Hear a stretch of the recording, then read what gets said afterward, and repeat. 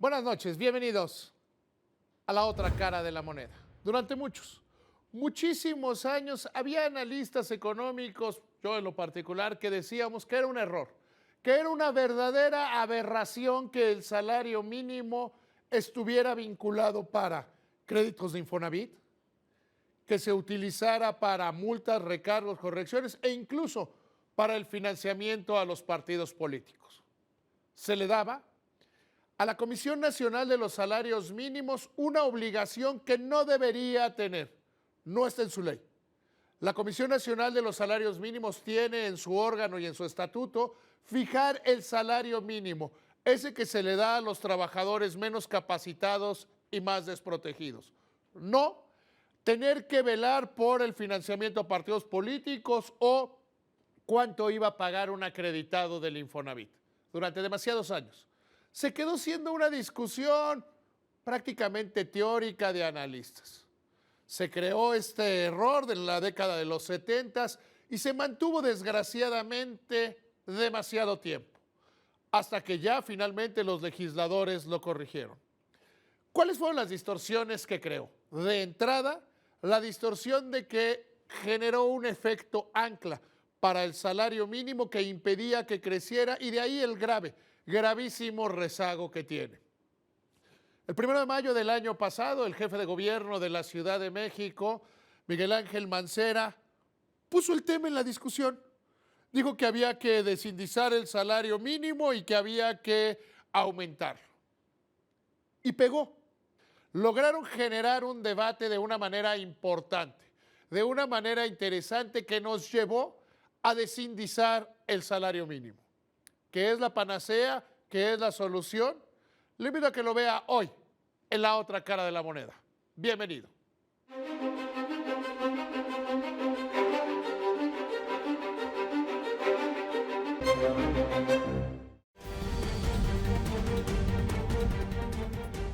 El Congreso de la Unión aprobó el pasado 19 de noviembre la desindexación del salario mínimo a multas y recargos y turnó la reforma constitucional a los congresos de los estados para su eventual ratificación, ya que se requiere del aval de la mayoría para su entrada en vigor. El presidente de la Cámara de Diputados, Jesús Zambrano, aseguró que esta medida puede ser un disparador para la recuperación del poder adquisitivo de la mayoría de la población, un tema importante que significaría un recambio en el manejo de las variables económicas.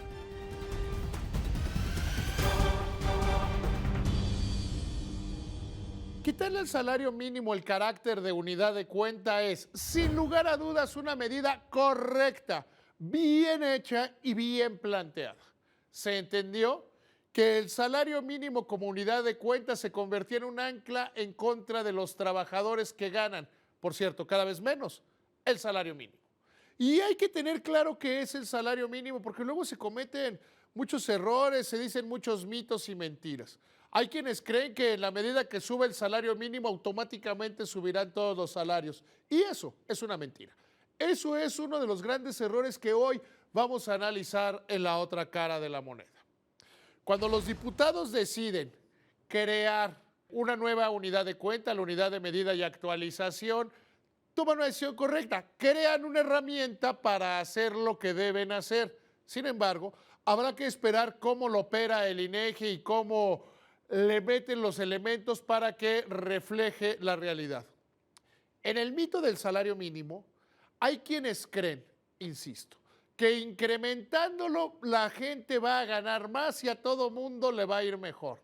Vamos, más allá, que es un acto de justicia incrementarlo y que eso va a hacer que a la gente le vaya muy bien. La realidad es que tenemos que tomar las cosas con calma, hacerlas bien y entender dónde es donde estamos parados. El salario mínimo, por definición, es la mínima remuneración que se le debe dar a un trabajador. Quienes ganan el salario mínimo son aquellos que están menos capacitados, menos preparados y por lo tanto deben ser de alguna manera protegidos por el Estado. No está bien pensar que el salario mínimo es lo adecuado. De hecho, si fuéramos a una tendencia de que suban el salario mínimo y paguemos el salario mínimo nada más, iríamos en detrimento de la clase trabajadora. Debemos, y lo hablaremos hacia el final de esta emisión, de concentrarnos en productividad y competitividad, que sean esos los factores fundamentales que aumenten el salario mínimo. Otro de los mitos que se han generado en torno a esta desindización del salario mínimo es, va a aumentar y vamos a ganar más. Si se hace por decreto, y esa película ya la conocemos, ya la vivimos, ya la hemos tenido en otros momentos de nuestra historia, se genera un problema económico mucho mayor y que termina dañando justamente a los que menos tienen. Se genera inflación y la inflación es el impuesto más injusto que existe porque es un impuesto a la pobreza. Es un impuesto a aquel que tiene un salario que se le termina desgastando. Y podemos compararnos con la época de los 80s cuando se decretaban aumentos al salario mínimo que no servían absolutamente para nada porque eran previamente tragados por la inflación. Y podemos ver las experiencias recientes de Argentina, de Brasil, de Venezuela, donde el populista gobernante toma la decisión de incrementar el salario mínimo y eso no repercute en bienestar, en mejores niveles de vida para los trabajadores, porque es comido por la inflación. Es mucho más importante que aumentar el salario mínimo, mantener la inflación controlada, mantenerla en los niveles que tiene actualmente y con base en eso se da la recuperación salarial. Seamos claros, el salario mínimo se le paga a la parte menor de los trabajadores. Vea usted muchas profesiones que incluso tienen mala reputación, están muy lejos del salario mínimo. Oficios. Piense usted en una trabajadora doméstica, ganan más que el salario mínimo en promedio en el país, porque tienen una utilidad mayor.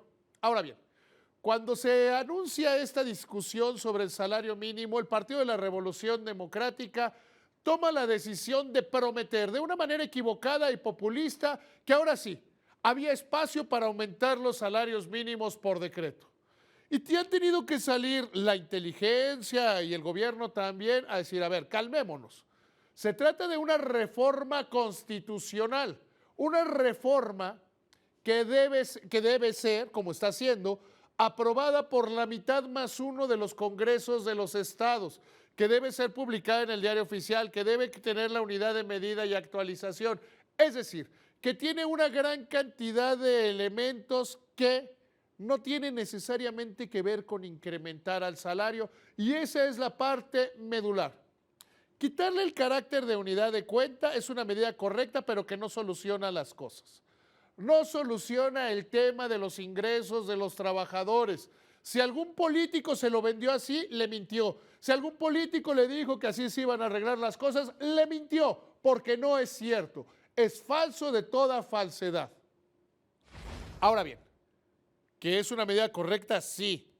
¿Que hay que ver cómo opera la UMA para los acreditados del Infonavit que está navegando hacia dar créditos en pesos y ya no a veces UMAS, que es como se tendría que cambiar los contratos?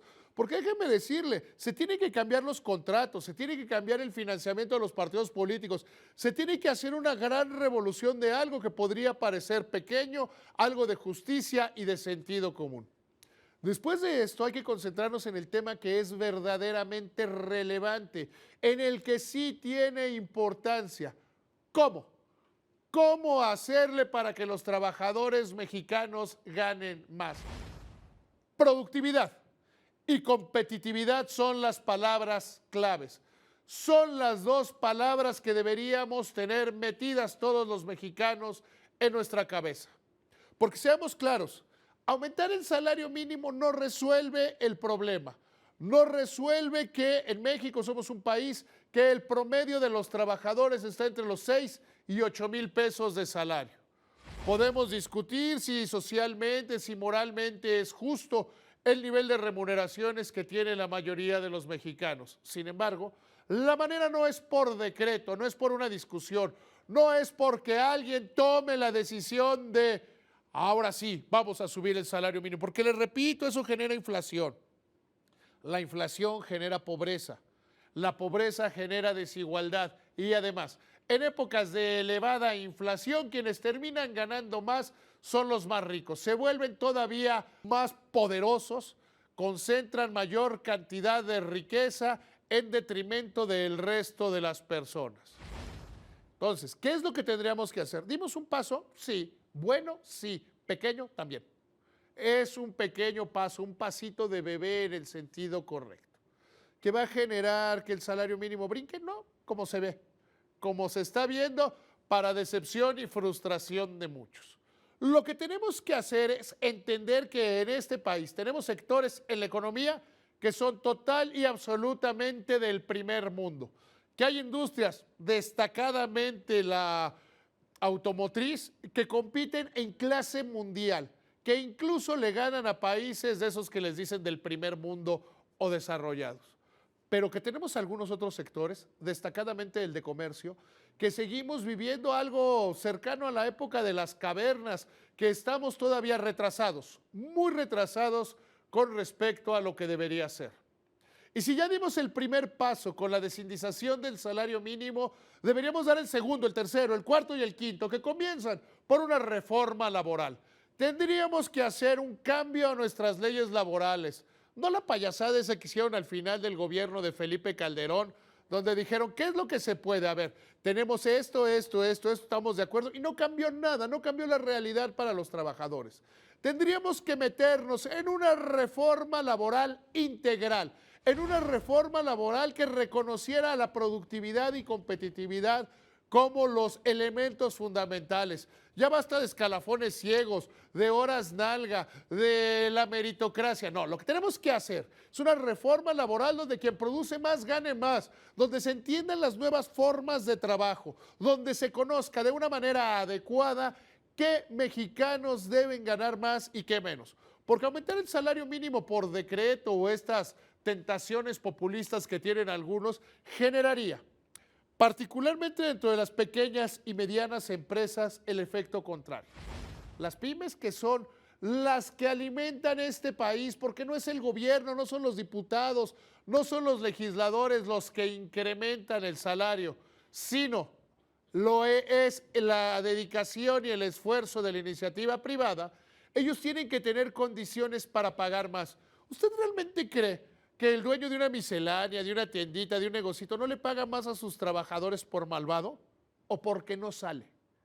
Porque tiene una gran cantidad de costos, entre ellos la corrupción que tiene que enfrentar, porque tiene que tener una gran cantidad de temas en su cabeza que no le permiten ser más productivo y más competitivo. Sí, desindizar al salario mínimo de su carácter de unidad de cuenta es un paso correcto, pero solo es un paso. Concentrémonos en productividad y competitividad. Gracias, que le vaya muy bien.